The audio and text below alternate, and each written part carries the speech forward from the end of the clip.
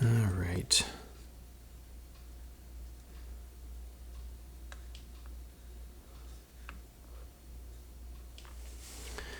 Hello and welcome everybody. My name is John Hobby. Today we're talking about shoe trees. Now, Johnston and Murphy Milton Capto here on the right, and Allen Edmonds Lexington Capto here on the left. Let's start with these. Let's get one of these out of the way here. We're just talking about the trees. So the shoes I have separate videos on. You can go back and watch those videos.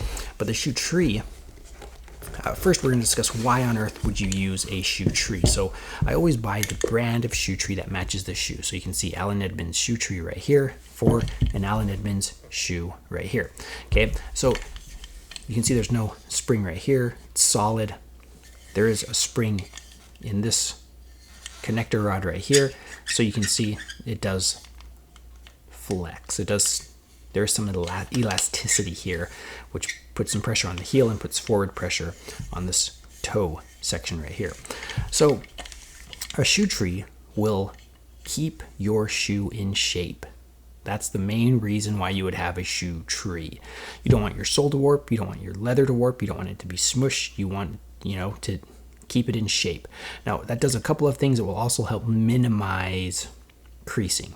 And will it get rid of it? No, definitely not. You can see right here the creasing on my shoe. I don't mind creasing on shoes. To me, every time I think I mentioned this in another video, but I still think of my little boy because I'm always chasing him around and squatting and trying to, pull him out of holes that he jumps in, all sorts of nonsense. But either way, so I don't mind it. I mean, I can understand if people do, but for me, it's not a big deal. So it does those things. Something that I don't think it does, I don't think it helps dry your shoes out. Because you just imagine moisture in your shoes being pressed up against this wood. Wood can only absorb so much water and moisture, humidity. And if it's trapped between the leather and the wood, it's not going to flow anywhere. It's not going to dry out. I'm not sure if that's a good thing or a bad thing. I'm not sure if I want my leather super dry. I just don't know. But shoe trees work. My grandfather used shoe trees and his shoes were fine. My late grandfather, they were fine when he passed. So it's a wonderful habit to get into. As soon as you take your shoes off, put the shoe trees in your shoes. Now, the Johnston & Murphy shoe trees right here, one of my complaints about these is these knobs always keep coming unscrewed. Okay, so I don't know if you can see, but they rotate here. Not super fond of that because sometimes you're trying to grab it and pull it out and then it's twisting and you're like, oh, and so you tighten it back down and then you remove it.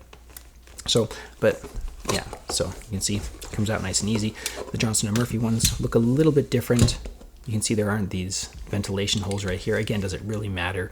I don't think it really matters. The main point is you want to keep your shoes in shape, all right? So shoe trees, highly recommended for maintaining your shoes. And this is how I insert them. This is just what I do. Again, there's probably a science to it, but I always insert them at like a 45-degree angle.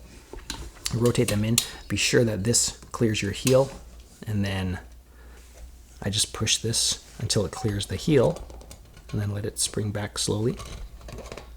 Yeah, like that. Could you use a shoe horn? Yeah, you probably could, but I never do.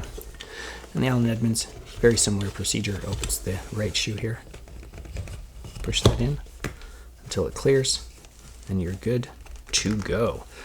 All right, that is the quick little introductory video about shoe trees. Again, there'll be people who roll in who are new to this concept, but the majority of you are probably familiar with shoe trees, and you'll probably have some good input for all of the young kids out there who are watching this video. So feel free to leave a comment. Please subscribe. Thank you guys so much for watching.